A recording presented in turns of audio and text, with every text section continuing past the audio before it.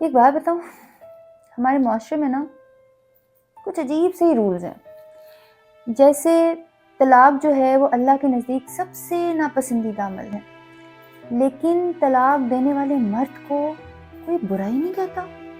उसकी आराम से दोबारा शादी भी हो जाती है, वो अपनी ज़िंदगी में बिल्कुल मुफ्त के बगैर उसी तरह ज़िंदगी गुजारता है।